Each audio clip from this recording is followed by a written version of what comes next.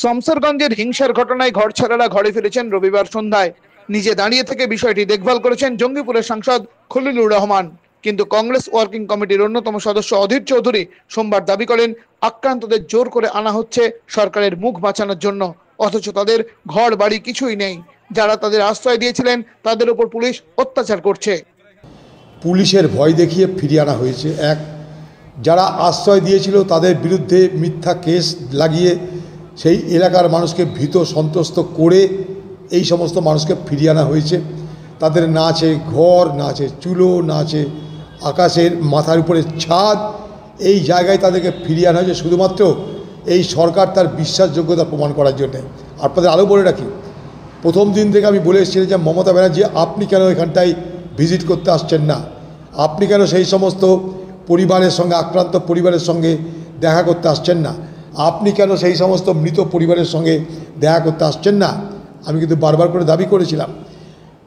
সেই সময় তৃণমূলের প্রচার ছিল, বাইরে থেকে সব এসে, বাংলাদেশ থেকে এসে বিএসএফের মদতে সব ঘটনা ঘটেছে, বাংলাদেশ থেকে এসে নাকি ঘটনা ঘটিয়েছে আর বিএসএফ বর্ডার খুলে দিয়েছে, এই ছিল প্রচার।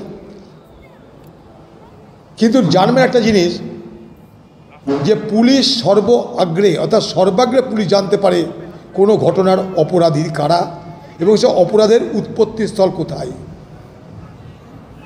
পশ্চিমবঙ্গের পুলিশ জানতে পেরে গেছিল অপরাধীরা তৃণমূল দলের, সেই বার্তা চলে গেছিল বাংলার মুখ্যমন্ত্রীর কাছে। তাই মুখ্যমন্ত্রী এখানটায় পরিদর্শন করতে এলেন না, কারণ তার দলের লোকেরা এই খুনে জড়িত, এই লুটপাটে জড়িত। আমি আবার বলছি, পুলিশের ভয় দেখিয়ে ফিরিয়ে আনা হয়েছে। এক, যারা তারা বলছেন এটাও এটা কারা করছে।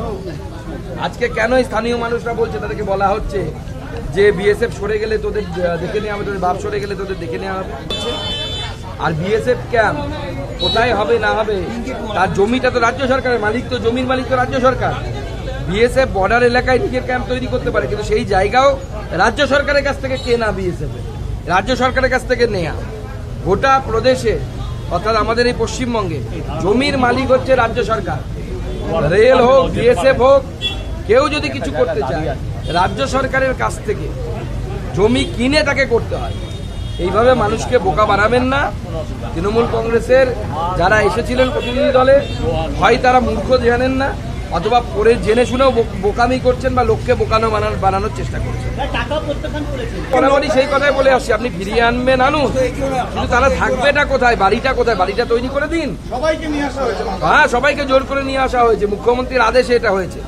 আমার কাছে খবর আছে মুখ্যমন্ত্রী নবান্ন থেকে নির্দেশ দিয়েছে মালদার ডিএমকে এবং মুর্শিদাবাদের ডিএমকে কে যেন তেন প্রকারে না, বাই হুক অ্যান্ড ক্রুক এদেরকে ফিরিয়ে এনে নিজের বাড়িতে দিতে হবে। বাড়িটা এরা থাকবেটা কোথায় সেটা তো বলুন।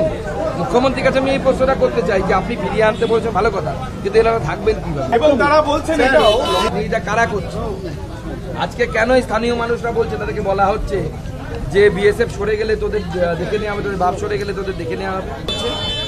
আর বিএসএফ ক্যাম্প কোথায় হবে না হবে, তার জমিটা তো রাজ্য সরকারের, মালিক তো জমির মালিক তো রাজ্য সরকার। বিএসএফ বর্ডার এলাকায় নিজের ক্যাম্প তৈরি করতে পারে, কিন্তু সেই জায়গাও রাজ্য সরকারের কাছ থেকে কেনা, বিএসএফ